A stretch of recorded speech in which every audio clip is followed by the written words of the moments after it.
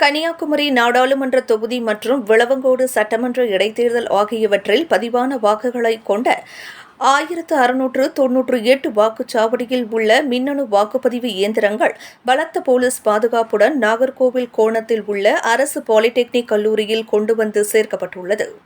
மாவட்ட ஆட்சித்தலைவர் ஸ்ரீதர் நேரில் பார்வையிட்டு சீல் வைத்தார். கல்லூரி முழுவதும் 2 டிஎஸ்பிக்கள், 6 இன்ஸ்பெக்டர்கள், 100 போலீசார் என சுழற்சி முறையில் 3 அடுக்கு பலத்த பாதுகாப்பு கொடுக்கப்பட்டுள்ளது. கன்னியாகுமரி நாடாளுமன்ற தொகுதி மற்றும் விளவங்கோடு சட்டமன்ற இடைத்தேர்தல் ஆகியவற்றுக்கான தேர்தல் நடைபெற்றது.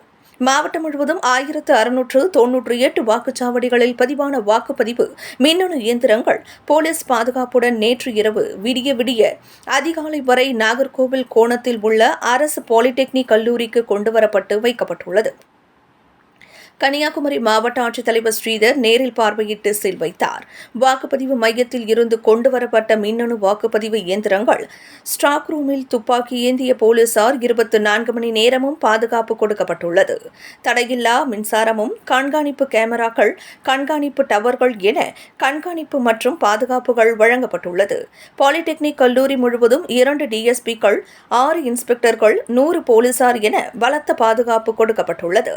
3 அடுக்கு பாதுகாப்புகள் இந்த கல்லூரிக்கு வழங்கப்பட்டுள்ளது.